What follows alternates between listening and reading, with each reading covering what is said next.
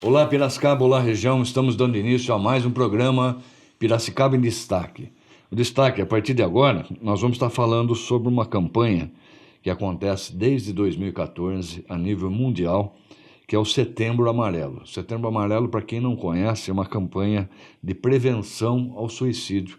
Todo mês de setembro, então, é divulgado, é abordado esse assunto para que as pessoas tomem um conhecimento maior. E antigamente era um tabu falarmos sobre o assunto. Acho que ainda é, mas nós vamos estar abordando esse assunto com o nosso psicólogo clínico e terapeuta sexual, Luiz Xavier. Luiz, seja bem-vindo novamente aqui ao Valeu. programa. Como combinado, uma vez por mês ele aqui, trazendo aí dicas importantes, E é né? sempre um prazer estar aqui, de coração. O prazer é nosso, viu, Luiz? Agora, uma coisa que eu queria deixar aqui na abertura é que no Brasil nós temos aí 9 mortes por suicídio que poderiam ser evitadas em cada 10. Uhum. Então, cada 10 mortes por suicídio, 9 poderiam ser evitadas através de educação, através de orientação, conversas, que é o que nós vamos estar fazendo aqui com o Luiz Xavier, né? Então, são números aí assustadores. São 32 brasileiros que suicidam diariamente. 32 brasileiros se suicidam diariamente. Então, seria uma morte a cada 40 segundos. E no mundo, por ano, chega a 1 milhão de pessoas. Então, realmente é algo muito sério, né? Sem dizer da subnotificação, que muita gente Exato. nem comenta, né, Luiz? É o que você falou, a cada 10 tentativas de suicídio, 9 poderiam ser evitadas. E vamos falar um pouquinho. Você tem informações de quando começou? Porque Quando eu você... falei 2014, né? Mas uma coisa curiosa que até fui buscar saber, o pessoal deve estar curioso, ninguém fala. Por que setembro e por que amarelo? Essa foi usaram a data de um menino, um adolescente americano, que se suicidou em 2014, setembro de 2014, na data dia 10 de setembro. Então, essa data, os americanos colocaram como uma data não comemorativa, como o pessoal fala, de prevenção a suicídio. Então, ele gostava de reformar carros, Mustangs, carros nos antigos. Estados Unidos. Nos Estados Unidos. O nome dele você trouxe. Mike M. Mike M. Sei. E os amigos dele, no dia do velório, eles começaram a levar fitinhas amarelas, objetos amarelos, porque ele estava reformando um Mustang amarelo. Sei. Então ficou a data de setembro, 10 de setembro. Que é a morte dele e o amarelo. E o amarelo. Então ficou setembro amarelo como um marco de prevenção, de reflexões sobre o suicídio. E no Brasil foi o que você colocou. Começou a campanha em 2014. Parece que eu acho que no mundo inteiro começou essa data, assumir essa data como discussões, palestras de prevenção ao suicídio. Que, infelizmente, é o que você falou. Igual a sexualidade, é um tabu tocar no assunto com medo que ou que vai incentivar a transar ou que vai incentivar a se matar. Em cada um caso. E não é verdade. Nos dois casos são tabus. E quanto mais você fala, ou de sexo, sexualidade, ou de suicídio, você ajuda essas pessoas a vazarem o emocional. Elas se sentem compreendidas, se sentem acolhidas, não tem vergonha. Eu tive casos no consultório que pessoas que tentaram se matar e não conseguiam, e na sessão seguinte pediam desculpa para mim, como terapeuta, por não ter conseguido. Nossa. É meio... Mas porque a pessoa tem vergonha. Aí você começa a acolher, começa a investigar, fazer a terapia, e conseguimos... Graças ao bom Deus, não peguei um caso em 31 anos de consultório que foi a termo. E conseguiu reverter. Graças a Deus. Agora, a prevenção é fundamental, né, Luiz? Para tudo. Como é que você faz... Primeiro a gente perde esse medo de falar sobre o assunto, que é o que nós estamos fazendo aqui, né? E depois vamos para a prevenção, né? Se você não faz a prevenção, você vai na remediação, aquele velho chavão, aquela máxima, aquele clichê. E como é que a gente faz uma prevenção? A primeira coisa é quando uma pessoa... Uma coisa curiosa e importante, que o pessoal não presta atenção. Estou de saco cheio, queria acabar com a minha vida, eu queria largar tudo e sumir. Quando alguém fala isso, está de saco cheio.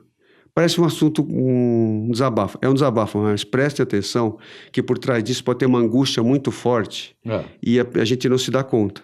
Como a pessoa está acostumada a falar isso, a gente não põe atenção. Entendi. E numa dessa pode acontecer... Agora são vários os fatores psicológicos, então. Vamos chamar assim, uma somatória. Quando uma pessoa se mata, ou tenta se matar com ideação suicida, não é aquela coisa pontual, por exemplo, perdi uma namorada, minha empresa faliu. Não é por causa disso que a pessoa se mata. É toda uma história que a pessoa não sabe lidar com frustração ou com problemas de família, que chegou e ela está vivendo um momento muito ruim ou delicado na Aí vida. qualquer coisa é uma gota para É uma fagulha, transbordar, e ela pode ir a termo mesmo, conseguir o que ela intenta.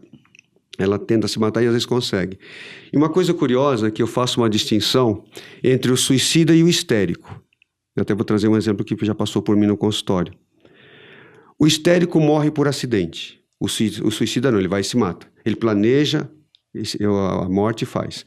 Paga as contas, deixa cheque, na época deixava cheque. Planeja. Tudo. Deixa tudo resolvido e se mata. E ninguém percebe que ele fez isso.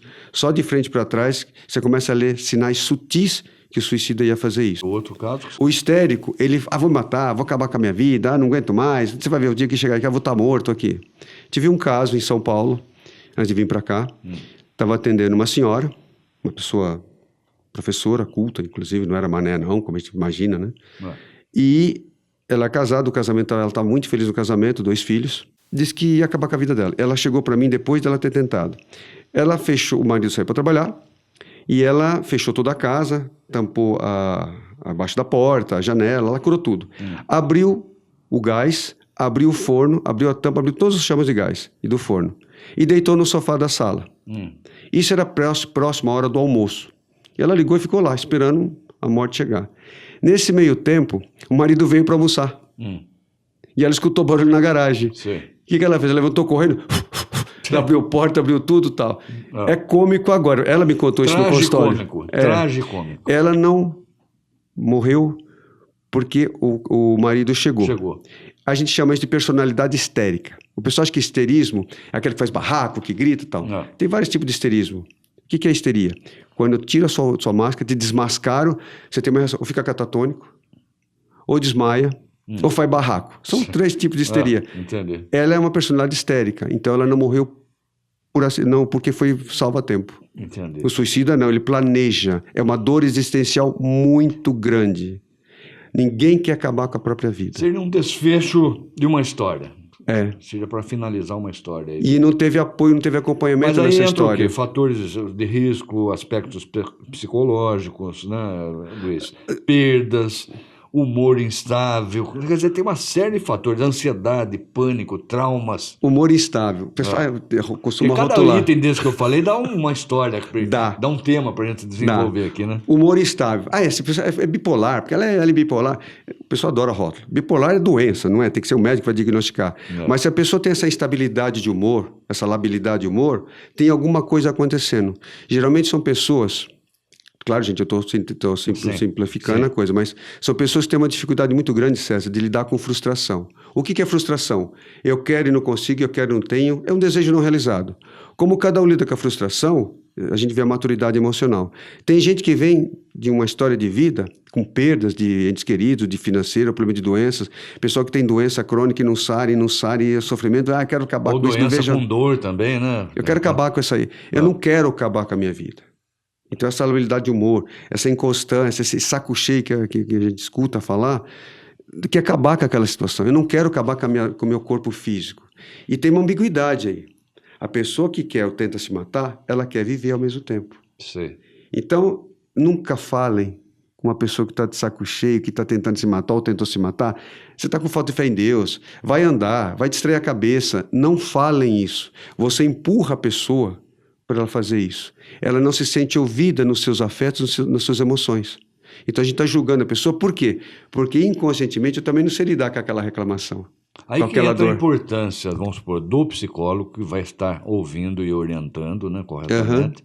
E um CVV também, né? O CVV... O Centro de Valorização da Vida, né? Que o que ele mais faz é o quê? Ouvir. Eu ouvi. E parece uma coisa incrível. A terapia do ouvido, seja no setting terapêutico ou no próprio no CVV, tem gente que despreza. Vou falar, vou desabafar, não vai adiantar nada. Adianta, porque a pessoa que está na angústia profunda, ela se sente acolhida só de ser ouvida. Muitas vezes, em algumas sessões de terapia, você não vai falar nada para o teu cliente ou teu paciente. Só de você escutar e entender e acolher a angústia que ele traz, angústia afetiva, emocional, existencial, a pessoa se sente acolhida, sente gente. Então ela volta. Ela pode não se resolver, não se resolve de uma hora para outra, mas ela sabe que tem alguém por ela. E veja o mundo de hoje. Até me arrepia falar isso. As pessoas têm necessidade de gente gostosa, de gente inteira, de gente acolhedora. Hoje em dia a gente dá conta só de responsabilidades. De dar conta de pagar uma conta, cuidar da saúde, fazer um treino. É tarefas. E às vezes a criança interna, o sentimento da gente não é acolhido, não é ouvido pelo quem a gente mais convive. Família, marido, mulher, filhos. E aí o que acontece? A gente não percebe a mudança de comportamento desse familiar ou desse colega, que ele mudou o comportamento, se isolou, aquilo que dava prazer antes não vibra mais. Isso pode descambar para droga, da droga, ou pode entrar em depressão. Depressão é uma baixa de energia muito grande, e a gente vê que tem uma mudança de comportamento, mas não põe peso naquilo. Quando acontece a coisa, que eu vou acordar para o trem. Um filho que está usando droga ou um filho que tentou se matar. Mas já estava dando sinais, o suicídio dá sinais sutis, mas mudou o comportamento. E aí, se falando de jovens, né? Principalmente hoje nós temos bullying, né? Nas escolas, muitas vezes tem abusos sexuais também, aí entrando mais na sua área, na sua especialidade, né, Luiz? Fala um pouquinho. Questão também. do bullying. É porque eu gosto de falar, existe bullying em tudo quanto é lugar, empresa, vizinhos e tal. Por que você gosta de citar mais a questão do bullying escolar? Não é só criança, mas eu gosto que você citou esse termo escolar, porque existem exemplos, infelizmente, aqui em Piracicaba, eu não atendi, mas de um garoto de 12 anos, ele é gordinho, aquela velha brincadeira, rolha de poço, baleia, e o garoto não comentava em casa, mas acontecia na escola. Certo. E os coordenadores da escola, ou professores, não perceberam isso. E o moleque ficava zoado.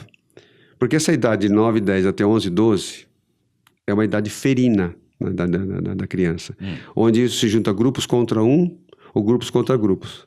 E esse garoto não falava nada em casa, mas os pais perceberam que havia uma mudança de comportamento. Não queria comer, não tinha ânimo para estudar, ele gostava de jogar, não saía para jogar, os amigos... Cadê os amiguinhos? Ah, não, hoje não tem, dava desculpa. Um belo dia ele se matou em casa. Puxa, mano, com que idade? 12 anos. 12 anos. E é mais comum do que a gente imagina. E hoje, vocês devem saber, os seus telespectadores também devem saber, esses jogos ou orientações de internet, de como se matar... Nossa, não gosto nem de citar esses nomes, não. Dando incentivo para isso. Exato. Né? E a molecada que não tem crítica, e os pais não vasculham, não pegam histórico de celular, não rastreiam o histórico do celular, da internet desse garoto, dessa garota, até de jovens também. E é onde acontece um requinte o suicídio ou a tentativa dele. Mas voltando mais na sua especialidade, a questão também do abuso e também complementando, Luiz, sobre a orientação sexual, né? Muitas vezes ali a questão do gênero, tem tudo isso aí, mais o abuso. Eu queria que você englobasse os dois temas aí. Você tocou num tema delicado e eu falo com a boca rasgada mesmo. É muito comum famílias, por fatores morais e religiosos principalmente, não aceita o filho ou a filha homoafetiva. Certo. Falta de fé em Deus, pouca vergonha, isso é modismo, não tem o que fazer. Não é nada disso. Primeiro, a homossexualidade não é opção, é uma orientação sexual. Certo. Homoafetiva. E quando a família, principalmente é preciso falar, de cunho religioso muito xiita, muito tradicionalista, não aceita. Eu tive casos de filhas colocadas fora de casa, os pais não queriam que ela se relacionasse com outra. Por ser homoafetiva, mas por questão de religião. Entendi. Aí entra o conflito familiar. A menina engravida ou ela tenta se matar. Isso é um caso. O outro caso, isso é comum, tá? Aqui em Piracicaba mesmo. A questão do abuso sexual. A pessoa abusada sexual, em outro programa nós vamos falar mais um pouco de abuso, ela tem 3 características, sentimentos, dentre tantos. Culpa, a pessoa abusada se sente culpada por ser abusada, como se ela tivesse dado mole. Não, ela foi vítima. Ela sente vergonha do que aconteceu com ela. E ela sente medo, porque ela foi ameaçada de se contar para alguém, eu destruo tua boneca, teu carrinho, ou mato tua mãe, teu pai. E é isso que acontece. Quando essa pessoa, essa criança, quando chega na idade jovem ou adulta, isso não foi resolvido, ou vai para depressão profunda, ou em casos mais graves, onde não tem apoio, ela pode tentar ter ideação suicida e acabar com aquela vergonha, principalmente a vergonha, ter sido abusada. Isso vai também descambar para a disfunção sexual, mas a gente pode deixar isso para um outro programa. Então, o abuso sexual A gente pode trazer é um tema dos... específico para isso. Mas né? eu quero deixar claro que tudo que nós estamos falando hoje não é esses casos que eu estou citando como exemplo que são determinantes para o suicídio. É uma somatória pela história de vida da pessoa. Não é porque aconteceu isso que eu vou me matar. É uma somatória de fatores. Pessoas que têm problemas mentais associados com álcool. A bipolaridade, por exemplo. A esquizofrenia. Autismo é um tipo de esquizofrenia. E se está associado com álcool, não tem censura. Se dá na minha telha, eu vou e faço. A pessoa esquizofrênica que ouve voz, aquelas parestesias todas, vê bicho andando no corpo, para ele é real. E ela pode, se tiver com álcool, isso aumenta a imaginação e eu posso achar que eu sou super-homem, vou pular do prédio, ou vou nadar na piscina e não tem água. Há uma tentativa de suicídio. É complexo, né? Vamos falar assim, meio jogo rápido, Luiz. Mitos e verdades também sobre suicídio. Quando alguém pensa no assunto, ele tenta... o resto da vida dele, ele vai ter esse risco aí? Não, o fato de pensar ou ficar de saco cheio não significa que vai se matar. Mas o que eu falei, é preciso prestar atenção nas falas, nesses desabafos que estão de saco cheio. Mas não é porque fica pensando, vai pensar a vida inteira. Se ela pode acontecer isso, se ela não for acolhida. No momento ela pode, da histeria, por exemplo, ela se matar. E a pessoa que fala, ele está fazendo isso para chamar atenção. Até que ponto isso também? É verdade, é para chamar atenção sim, mas gente, não é uma questão simplória. Ninguém quer se matar, eu te falei.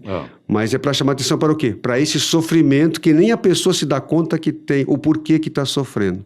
Geralmente é falta de referência de outras pessoas. Ora, a pessoa que pensa no suicídio e depois melhora, isso quer dizer que o problema resolveu? Não resolveu necessariamente, porque ela dá uma baixa na ansiedade, tem uma certa compreensão, alguém acolheu, então eu estou bem. Isso não quer dizer que não possa voltar, então. Exatamente. Quer dizer, altos e baixos. Precisa ficar atento a essa pessoa, tanto os profissionais que lidam com isso, como familiares. A maioria dá sinais ou não? Você já comentou. Dá sinais sutis, César. Dá muito sutis. Né? E eu queria que você comentasse também agora sobre o nosso papel aqui de mídia. Né? É outra coisa, eu fiz questão de trazer isso para você. Esse programa, por exemplo, essa entrevista que a gente está tendo aqui, esse bate-papo, quanto mais se fala, quem está nos assistindo e nos ouvindo vai perceber que é normal, entre aspas, normal, corriqueiro, acontecer isso. Então, é importante mostrar que o suicídio existe, a tentativa de suicídio existe e que eu posso buscar ajuda. Que as mídias deviam, faladas, escritas, ouvidas, deviam bater mais nesse assunto para que as pessoas que têm essa angústia, essa vontade de acabar com a própria vida, se sintam acolhidas, tem um campo, eu posso buscar ajuda. Então, não sou só eu que passo por isso. Certo. Não me sinto isolado. É um papel fundamental, essa entrevista e outros programas de rádio, TV e jornal. Os números são alarmantes, né? Como eu disse, são 32 casos por dia no Brasil, né? Parece muito pouco, alto, né? É muito alto. Quando acontece no quintal do vizinho, uma coisa. Acontece numa família minha, a coisa pega. Quer dizer, a cada 40 segundos, durante esse bate-papo nosso aqui, muitas pessoas eu não gosto de pensar isso porque é verdade. Infelizmente. Mas, Luiz, quero agradecer mais uma vez. Deixa eu te dar uma dica. Pois não. Importante. Pois não. Quando tem um paciente aqui no consultório, que a gente sabe que ele já pensa, tem ideação de se matar, gente, é uma coisa curiosa, mas funciona. Fulano, você está pensando em se matar? Até a próxima sessão, se você tiver vontade, tiver ideação, me liga. Certo. Ah, mas o cara vai se matar e vai te ligar? Eles ligam e dá certo. Eu achava besteira isso no começo da minha carreira. Gente, funciona. A pessoa tem um vínculo com você, o paciente tem um vínculo, ou um amigo próximo, me liga, eles ligam. E dá certo. E se for alguém que não está dentro que ainda não é seu paciente, ele pode te ligar, Luiz? Pode sim, já tive caso de uma amiga... Vamos deixar um número aqui, então? O meu celular é melhor, que é meu WhatsApp, é 99747-0174. Então, se a pessoa tiver algum pensamento, alguma dificuldade, você vai atender, então. Ou o próprio CVV. Pelo telefone. Ou o próprio CVV, que é o número... 188. 188. É tá nacional, gente. Você pode ligar que eles são você é prontamente acolhido. Maravilha. Esses dois telefones aí para que pode estar e salvando vidas e funciona, né, Luiz? Uhum. Seu recadinho final aqui, então, para as pessoas que estão nos assistindo, para as pessoas que já passaram por isso. Muitas vezes nós temos casos aí na família, acho que é quase que meio que hereditário às vezes, né? Já teve um caso. Deixa uma mensagem final, Luiz, por favor. Não julguem essas pessoas que estão com esses desabafos. Não fica dando conselho, apenas escute o sentimento dessa pessoa, desse desabafo. Se você se sentir impotente para ajudá-la, busque um profissional, um conselheiro, um psiquiatra, um psicólogo, mas busca, encaminha essa pessoa. O próprio CVV pode encaminhar para o telefone do CVV. Não julgue, não debocha. A pessoa está na dor. Maravilha. Até o próximo programa. Se Deus quiser. Forte abraço. Obrigado, Luiz. Valeu.